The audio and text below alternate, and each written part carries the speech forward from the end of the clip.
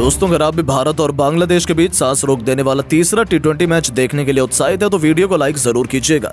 दोस्तों, 1-1 से बराबरी पर खड़ी टी20 सीरीज के सबसे रोमांचक तीसरे टी20 मैच में बांग्लादेश को खदेड़ने के लिए चेन्नई के मैदान पर कप्तान सूर्य कुमार यादव ने रख दिए अपने कदम।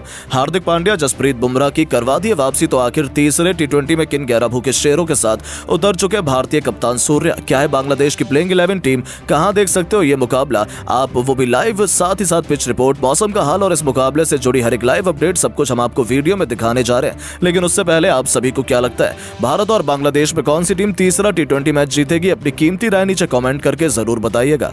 तो चलिए अब आपका ज्यादा समय न लेते हुए शुरू करते हैं वीडियो। दोस्तों, जैसा कि आप सभी तो जानते हैं कि भारत और बांग्लादेश दो चिर प्रतिद्वंदी टीमें, और जब भी दोनों टीमें आमने सामने होती हैं तो मुकाबले अपने आप बेहद रोमांचक बन जाते हैं। बांग्लादेश मजबूत टीम है, लेकिन पहले टी20 मुकाबले में तो उनकी टीम इंडिया के सामने एक न चली, जहां सूर्य की पलटन ने किसी मच्छर की तरह बांग्लादेश की क्रिकेट टीम को मसल कर रख दिया और 1-0 से टी20 सीरीज में बढ़त भी बना ली। लेकिन दोस्तों, दूसरे टी20 मैच में बांग्लादेश अंतिम गेंद तक खेले गए रोमांचक मुकाबले में टीम इंडिया को धूल चटाने में कामयाब हो गई, जिसके बाद ये सीरीज 1-1 से बराबरी पर आ खड़ी हुई। और अब ये कारवां इतने में ही नहीं रुकने वाला है। अब भारत और बांग्लादेश के बीच तीसरे टी20 का बिगुल बज चुका है। ये बांग्लादेश टीम के कप्तान नजमुल हुसैन शंतो कभी नहीं चाहेंगे कि बांग्लादेश की टीम को वो हराए, और इसीलिए उन्होंने सूर्य कुमार यादव की भारतीय टीम को हराने के लिए पूरा प्रबंध भी कर लिया है। वहीं हम आपको बता दें कि बांग्लादेश और भारत के बीच ये मुकाबला अब सभी को लाइव दिल्ली के मैदान पर खेलता हुआ जाता नजर आ रहा है, जहां आप सभी इस मुकाबले में एक तरफ सूर्य कुमार यादव को कप्तानी करते हुए देख रहे हैं तो दूसरी तरफ नजमुल हुसैन शंतो अपनी टीम को संभाल रहे हैं। वहीं अगर बात की जाए मैच के बारे में तो दोस्तों, आपको हम बताते चलें कि भारत और बांग्लादेश के बीच ये रोमांचक मुकाबला लाइव अगर आप टेलीविजन स्क्रीन पर देखना चाहते हैं तो स्टार स्पोर्ट्स नेटवर्क पर आप सभी इस मुकाबले का आनंद उठा सकते हो। और अगर आपको मुकाबले की ऑनलाइन स्ट्रीमिंग देखनी है तो वो जियो सिनेमा के ऐप पर डाउनलोड करना पड़ेगा, जहां आप बिल्कुल मुफ्त में इस मैच का आनंद उठा सकते हैं। इस रोमांचक मुकाबले में सूर्य कुमार यादव बिल्कुल भी नहीं चाहेंगे कि टॉस जीतकर भी वो मुकाबला हारे, इसीलिए वो पहले टॉस जीतकर बल्लेबाजी करने का फैसला ही चुने हैं। और दोस्तों, हम आपको बता दें कि एक तरफ सूर्य कुमार यादव पारी की शुरुआत यशस्वी जायसवाल के साथ करेंगे, जहां उन्होंने टॉप ऑर्डर पूरी तरह से बदल दिया है और तीसरे चौथे नंबर के खिलाड़ियों को भी बदलकर हर किसी को हैरान कर दिया है। जी हां दोस्तों, आइए आपको पूरी प्लेइंग 11 टीम बताते हुए चलते हैं जो भारत की खेलती हुई नजर आएगी। दरअसल दोस्तों, यहाँ बांग्लादेश की तरफ से जिन खिलाड़ियों को शामिल किया गया उसमें लिटन दास और तंजीद हसन, दो बेहद खतरनाक ओपनर, उनकी तरफ से मैदान में उतरेंगे।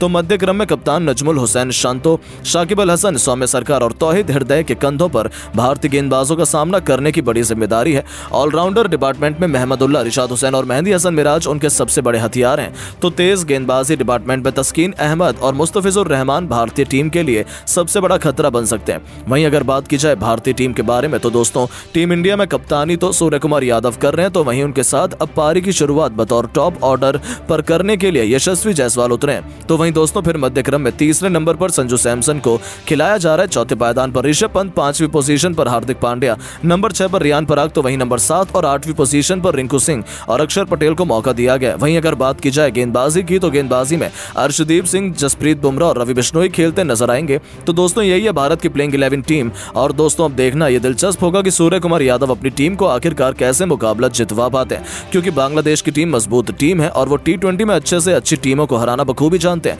और सूर्य कुमार यादव का फोकस बस इसी बात पर होगा कि अब टीम में विराट कोहली और रोहित शर्मा जैसे महान दिग्गज खिलाड़ी मौजूद नहीं है, जिसके चलते भारतीय टीम को कोई भी मदद मिलेगी नहीं। उल्टा युवा खिलाड़ियों को ही अपने अनुभव से ये मुकाबला जीतना होगा।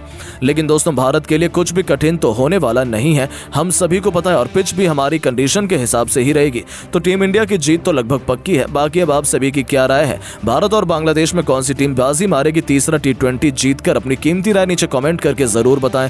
दोस्तों, आज भारत और बांग्लादेश के बीच 3 मैचों की टी20 सीरीज का दूसरा और सबसे इंपॉर्टेंट मुकाबला खेला गया, और इस मैच में तो रोमांच की सारी हदें पार हो गई, जहां अंतिम गेंद तक ये बता पाना नामुमकिन था कि कौन सी टीम बाजी मारेगी। जहां बांग्लादेश के 247 रनों के जवाब में भारत के विध्वंसक बल्लेबाज कप्तान शुभमन गिल से लेकर यशस्वी जायसवाल और रिंकू सिंह का तूफान देखने को मिला। ऐसे में आज हम आपको इस वीडियो में बताएंगे भारत और बांग्लादेश के तीसरे टी20 का रोंगटे खड़े कर देने वाला पूरा हाईलाइट, जिसमें कौन बाजी मार पाया, अंतिम ओवर में कितने रनों की जरूरत थी, क्या रिंकू और जायसवाल मिलकर टीम इंडिया को जीत दिला पाएंगे, इन सब सवालों के जवाब इस वीडियो में आपको मिलेंगे। तो ऐसे में आप इस वीडियो को अंत तक जरूर देखिएगा। लेकिन इससे पहले अगर आप भी टीम इंडिया के बहुत बड़े फैन हैं तो आप इस वीडियो को एक लाइक जरूर कर लीजिए।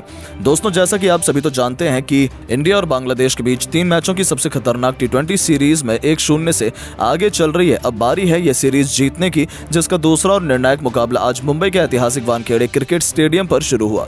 यहां बांग्लादेश के कप्तान नजमुल हुसैन संतो ने टॉस जीतकर पहले बल्लेबाजी करने का फैसला चुना और यहां जब बांग्लादेश की टीम बल्लेबाजी करने के लिए उतरी तो हमेशा की तरह उनके लिए पारी की शुरुआत लिटन दास के साथ तंजीद हसन की खतरनाक जोड़ी मैदान में आई, जहां दोनों बल्लेबाजों से उम्मीद तो यही लग रही थी कि पहले विकेट के लिए बड़ी साझेदारी देखने के लिए मिले। लेकिन दोस्तों, यहां पर तंजीद हसन के रूप में पहला बड़ा झटका बांग्लादेश की टीम को जसप्रीत बुमराह ने दिया, जहां अब पहला बड़ा झटका लग जाने के बाद फिर बल्लेबाजी करने के लिए उतरे कप्तान नजमुल हुसैन संतो, जहां लिटन दास और संतो मिलकर साझेदारी को आगे बढ़ा पाते। उससे पहले लिटन को 7वें ओवर की दूसरी गेंद पर रियान पराग ने बोल्ड कर दिया और यहां लिटन 20 रन बनाकर ही आउट हो गए। अब ये 2 बड़े झटके लग जाने के बाद बांग्लादेश की टीम पूरी तरह से लड़खड़ा चुकी थी। ऐसा लग रहा था कि आज के मुकाबले में बांग्लादेश की टीम ज्यादा से ज्यादा भारत के आगे 120 या 100 रन ही बना पाएगी। अब यहां संतो और शाकिब अल हसन पर पूरा दारोमदार था अपनी टीम के लिए ज्यादा से ज्यादा रन बनाने का। लेकिन दोस्तों, भारतीय गेंदबाजों को कहां पता था कि ये दोनों बल्लेबाज मिलकर आज अपनी टीम की किस्मत चमकाने वाले हैं। जी हां दोस्तों, हुआ ये कि संतो ने ताबड़तोड़ बल्लेबाजी अपनी जैसी जारी रखी, उसी तरह का ढंग शाकिब ने भी दिखाया, जहां दोनों बल्लेबाजों ने मात्र 37 गेंदों में ही 72 रन की साझेदारी कर डाली थी। इस दौरान विकेट चटकाना काफी अहम हो चुका था। तभी कप्तान सूर्य ने फैसला किया कि वो गेंदबाजी पर अपने सबसे भरोसेमंद खिलाड़ी जसप्रीत बुमराह को लेकर आएंगे और 14वें ओवर की तीसरी गेंद पर बुमराह ने शाकिब के रूप में तीसरा बड़ा झटका बांग्लादेश की टीम को दिया, जो कि 43 रन बनाकर आउट हुआ। और उनके आउट हो जाने के बाद फिर बल्लेबाजी के लिए उतरे महमदुल्लाह, वो कप्तान संतो के साथ मिलकर साझेदारी को आगे बढ़ाते हैं और अपनी टीम के स्कोर को 150 रन के पार ये दोनों बल्लेबाज लेकर पहुंचे। इस दौरान बांग्लादेश की टीम लगातार आगे बढ़ती चली जा रही थी और दूसरी तरफ संतो का बल्ला रुकने का नाम नहीं ले रहा था। उन्होंने मात्र 34 गेंदों में ही भारत के खिलाफ 74 रन ठोक डाले थे। अब यहां से मैच पूरी तरह फंस चुका था। तभी अर्शदीप ने आकर 17वें ओवर में संतो का विकेट गिराया, जो कि 74 रन बनाकर इस मुकाबले में आउट हुए और संतो का विकेट गिर जाने के बाद भारतीय टीम को चैन की सांस आई। लेकिन महमदुल्लाह ने साथ ही बल्लेबाजों के साथ मिलकर अपनी टीम को 200 के पार पहुंचाया। इस दौरान महमदुल्लाह ने जहां 53 रन बनाए और बांग्लादेश की टीम 20 ओवर में 6 विकेट के नुकसान पर भारत के खिलाफ 245 रन बनाने में कामयाब रही। और इस दौरान भारत के लिए सबसे ज्यादा 4 विकेट जसप्रीत बुमराह के नाम रहे, तो वहीं 1-1 विकेट अर्शदीप सिंह और रियान पराग के नाम रहे। अब दोस्तों, बारी थी भारतीय बल्लेबाजों की इस मैदान पर कुछ चमत्कार कर दिखाने की। दोस्तों, टीम इंडिया को विस्फोटक शुरुआत दिलाने के लिए यशस्वी जायसवाल के साथ खतरनाक अभिषेक शर्मा की तूफानी जोड़ी मैदान में उतरी थी। ऐसा लगा था कि ये दोनों खिलाड़ी टीम इंडिया को ताबड़तोड़ शुरुआत दिलाएंगे, लेकिन अभिषेक शर्मा इस मुकाबले में एक बार फिर से जल्दबाजी कर बैठे। वो गेंदबाज के बिछाए जाल में फंस गए और फील्डर को अपना आसान सा कैच देकर इस खिलाड़ी को पवेलियन लौटना पड़ा। हालांकि उन्होंने शुरुआत तो शानदार की थी, लेकिन फिर भी वो इस मैच में केवल 9 रन बनाकर पवेलियन लौट गए। अब दोस्तों, अभिषेक का विकेट गिर जाने के बाद भारतीय टीम काफी ज्यादा दबाव में आ चुकी थी। अब अभिषेक जब आउट हुए तो बल्लेबाजी के लिए उतरे शुभमन गिल, जिन्हें आज नंबर 3 पर प्रमोट किया गया, जहां गिल और यशस्वी जायसवाल पर हर किसी की निगाहें थी कि ये दोनों बल्लेबाज दूसरे विकेट के लिए कितने रन जोड़ पाते हैं। इस दौरान सब कुछ सही चल रहा था। शाकिब अल हसन के ओवर में गिल ने एक के बाद एक लगातार 3 गेंद पर 3 खतरनाक छक्के लगाकर टीम इंडिया को तूफानी रफ्तार से आगे बढ़ाना शुरू कर दिया था। दूसरी तरफ यशस्वी जायसवाल का बल्ला दहाड़ रहा था। 6 ओवर में टीम इंडिया ने 68 रन बनाए तो देखते ही देखते 8 ओवर में भारतीय पारी 90 रनों के पार खड़ी थी। इन दोनों खिलाड़ियों के बीच 100 रनों से अधिक की मजबूत पार्टनरशिप हो चुकी थी। दोनों तरफ से दोनों खिलाड़ी केवल चौके और छक्कों से ही बात कर रहे थे। इसी बीच शुभमन गिल ने अपनी तूफानी अर्धशतक केवल 30 गेंद में ठोक दिया, जो टीम इंडिया की जीत के लिए बेहद महत्वपूर्ण माना जा रहा था। इन दोनों ने भारत को मैच में मजबूत स्थिति में लाकर खड़ा कर दिया था। लेकिन दोस्तों, यशस्वी जायसवाल भी अपनी साझेदारी को ज्यादा देर तक आगे बढ़ा नहीं पाए और 49 रन बनाकर वो आउट हुए। अब पूरी जिम्मेदारी भारत के 2 सबसे खतरनाक T20 बल्लेबाज रिंकू सिंह और शुभमन गिल के मजबूत कंधों पर आ चुकी थी मैच जिताने की, क्योंकि इनके अलावा कोई और बल्लेबाज भारतीय टीम को जिताने का दम रखता नहीं था। अब दोस्तों, यहाँ T20 के शूरवीर रिंकू सिंह ने भी आते ही अपने विस्फोटक अंदाज में एक तरफ से बांग्लादेशी गेंदबाजों की बेरहमी से कुटाई करनी शुरू कर दी।